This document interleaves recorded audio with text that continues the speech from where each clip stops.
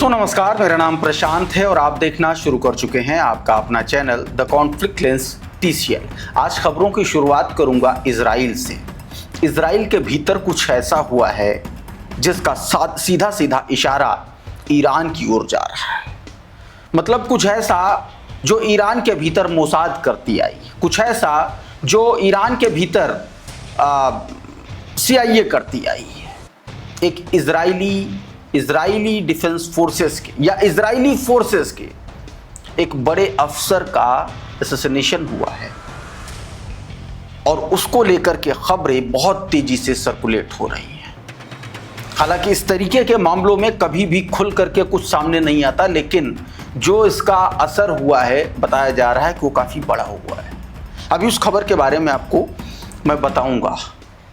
उधर एक जो बड़ा दावा लेबनान की एक तरीके से बहुत महत्वपूर्ण स्ट्रेटेजिक लोकेशन, जिस फोर्ट पर कब्जा करने का दावा 2 दिन पहले नेतन्याहू और IDF ने किया था, अब वहां पर पासा पलट चुका है। उसके बारे में भी आपको बताऊंगा। उधर ईरान के मोर्चे पर अमेरिका के साथ जो बातचीत चल रही थी वो पटरी से उतर चुकी है। ईरान ने 2 टूक कह दिया है कि अगर लेबनान पर और गजा में हमले होते रहेंगे तो हम बात नहीं करेंगे। यानी कि ईरान ने साफ साफ कह दिया कि अब हम जो इनडायरेक्ट पाकिस्तान के जरिए अमेरिका से बात कर रहे थे, हम बात बंद कर रहे हैं और ये बात तब तक बंद रहेगी जब तक लेबनान में और गजा में हमले बंद नहीं हो जाते। इन तमाम खबरों पे और एक कंटेनर को भी उड़ाया गया है। ये कंटेनर इराक क्षेत्र में जा रहा था, ऐसे खबरें आ रही हैं। UK MTO के हवाले से खबरें हैं, अभी मैं आपको जानकारी भी दे दूंगा। और साथ में जो हमला रविवार और सोमवार की दरमियानी रात अमेरिका और ईरान में हुए हैं, उनसे जुड़ा नया अपडेट है। क्या अपडेट है अभी उसके बारे में भी आपको बताऊंगा, लेकिन सबसे पहले जरा इस ट्वीट को देखिए। ये अमेरिकी पत्रकार हैं एथन लेविन्स ने ये तस्वीर जारी की है। ये बीरशेबा, इजराइल का इलाका बीरशेबा, और बड़ा स्ट्रेटेजिक है। बताया जा रहा है कि यहाँ ये वो इलाका है जहाँ पर इजराइल के बड़े इन्फ्लुएंशियल, बड़े अधिकारी, बड़े नेता और तमाम सारे ऐसे लोग रहते हैं जो कहीं ना कहीं उनका सरकार में बहुत इंपॉर्टेंट दखल होता है। और वहाँ की सड़क पर ये कार, और बताया जा रहा है कि इसमें जो है एक इजरायली फोर्सेस का एक अफसर था, IDF का एक अफसर था, उसकी हत्या हो गई। अब ये कहा जा रहा, अब जो दावा किया जा रहा है वो इस ट्वीट में देखिए। एथन लेविन ने दावा किया है कि an IDF officer has been assassinated in Beersheba Israel. कहा गया कि एक IDF अफसर जो है इजराइल के बीरशेबा में उसकी हत्या कर दी गई। The IRGC has deeply penetrated Israel. कहा गया कि IRGC जो है उसने इजराइल में बहुत अंदर तक घुसपैठ कर ली है। और आगे कहा गया कि Netanyahu is no longer safe. कहा गया कि अब नेतन्याहू भी ज्यादा समय तक सुरक्षित नहीं है, ऐसा दावा किया गया। इसी दावे के आधार पर ये देखिए, प्रो न्यूज की नाम की एक वेबसाइट है, इसने भी इस खबर को छापा है। इस खबर में देखिए क्या बताया गया। इस खबर में बताया गया कि अमेरिकी पत्रकार के अनुसार बीरशेबा में IRGC ने IDF अधिकारी की हत्या की, यह दावा है। कहा गया कि एक्स पर सक्रिय अमेरिकी स्वतंत्र पत्रकार ने दावा किया कि इजराइल शहर के बीरशेबा में इजरायली सेना IDF के एक अधिकारी की हत्या कर दी गई। एथन लेविन्स के अनुसार बीरशेबा में IDF अधिकारी की हत्या कर दी गई। IRGC इजराइल के भीतर गहराई तक घुसपैठ कर चुका है। नेतन्याहू अब सुरक्षित नहीं है। इस पोस्ट के साथ रात के समय आपको पता है एक तस्वीर साझा की गई है, वो मैंने आपको दिखाया है।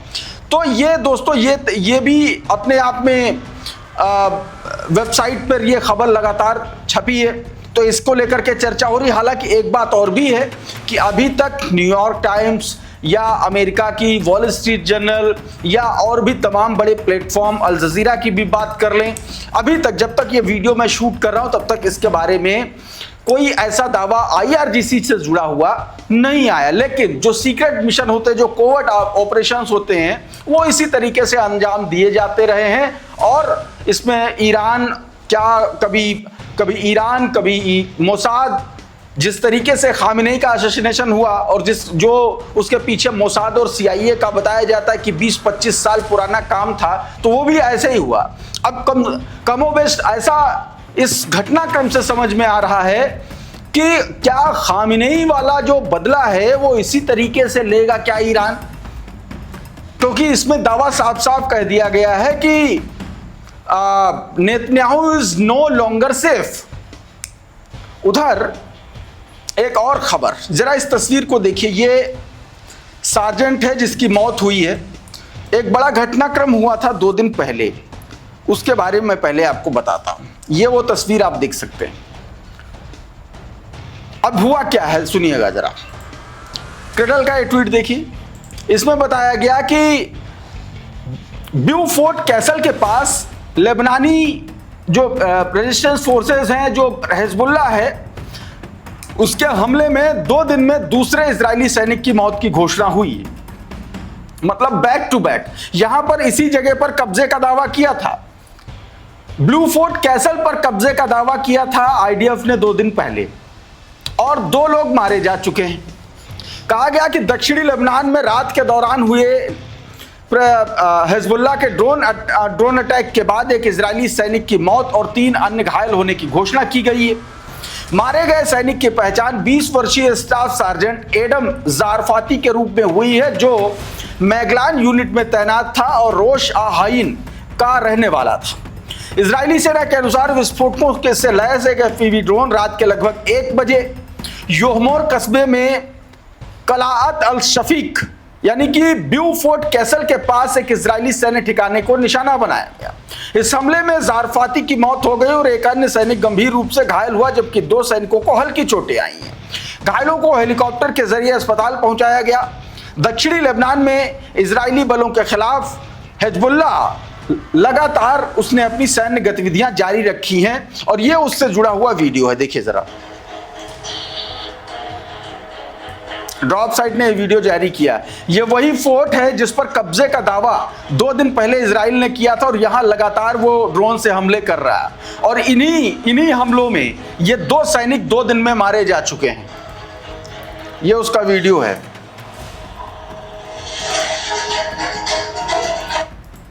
ये देखिए, इस तरीके से इजरायली सैन्य ठिकानों पर, और जो अलग अलग भी हैं, चुन चुनकर एक तरीके से हिजबुल्लाह मार रहा है। अब जरा ड्रॉप साइट का ये ट्वीट देखिए। कहा गया कि हिजबुल्लाह ने कहा है कि ब्यूफोर्ट कैसल के पास इजराइल के खिलाफ लड़ाई अभी भी जारी है। कहा कि ब्यूफोर्ट कैसल के आसपास इजरायली बलों के खिलाफ लड़ाई जारी है। मौके पर मौजूद प्रेस टीवी के संवाददाता ने रविवार को इजराइल के उस दावे को चुनौती दी जिसमें ब्यूफोर्ट कैसल पर कब्जे को बड़ी सैन्य उपलब्धि बताया गया था।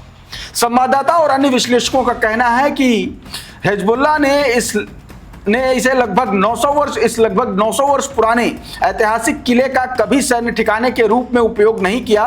उनके अनुसार इस स्थान पर कब्जा करने से इजरायली सैनिक ऐसे क्षेत्र में पहुंच गए हैं जहां से वे उन्हीं प्रकार के हमलों के लिए अधिक संवेदनशील हो जाते हैं जिनमें हिजबुल्लाह विशेषज्ञ माना जाता है। मतलब यह है कि ऊंचाई पर जब आईडीएफ होगा तो उसको एक तरीके से उसके लिए एडवांटेज रहेगा। और इजराइल ने यह बताया है कि यह हिजबुल्लाह का ठिकाना था, हिजबुल्लाह का गढ़ था जिस पर उसने कब्जा किया, और हिजबुल्लाह ने कहा कि ऐसा कभी नहीं हुआ, वो ऐतिहासिक किला है 900 साल पुराना। यह जानकारी दोस्तों इधर दी गई है, और जो सैनिक मारे गए वो तो आपने देखा ही है। एक और दोस्तों, मैंने आपको बताया था कि बीते हफ्ते आयरन डोम के तीन जो प्लेटफॉर्म थे उनको निशाना बनाया था, उनकी बैटरीज को निशाना बनाया था। अब एक और देखिए ये वीडियो, जाल अल आलम बॉर्डर के पास में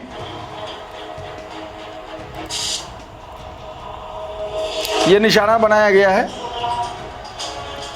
ऐसा दावा किया जा रहा है। ये इसका वीडियो जारी किया है। हालांकि ये हमला मतलब जो अटैक है ये पहले का है, पुरानी डेट के वीडियो होते हैं, बाद में हिजबुल्लाह जारी करता है, तो ये उसका वीडियो है।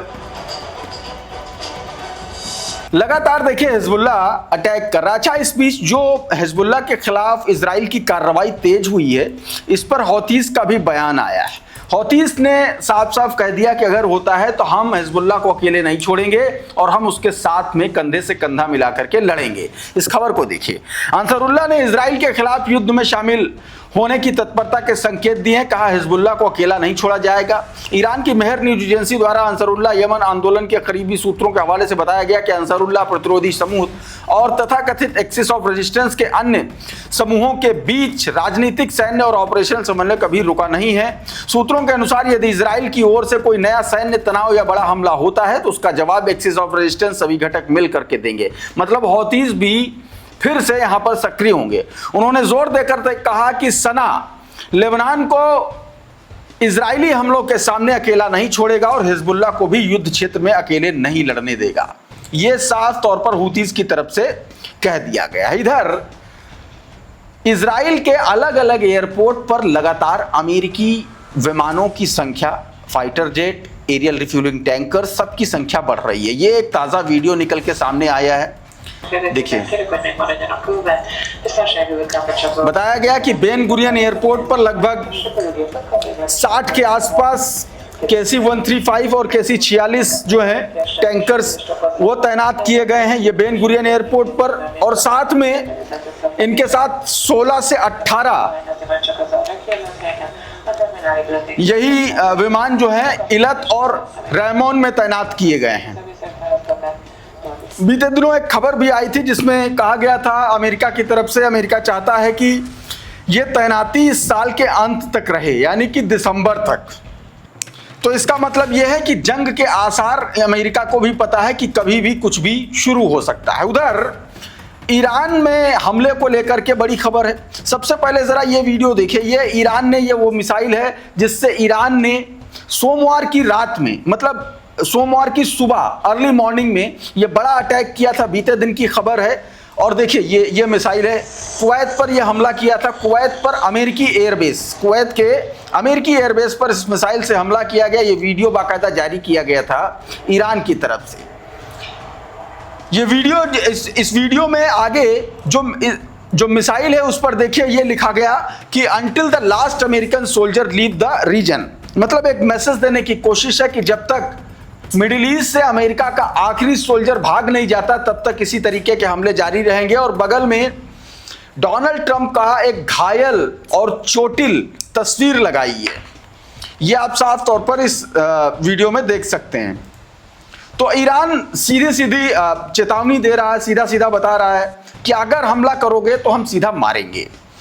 पूरा मामला क्या था मैं आपको बता देता हूं। दरअसल हुआ क्या कि 2 दिन पहले ईरान ने अमेरिका के एक MQ-1 जो टोही ड्रोन है उसको मार गिराया था।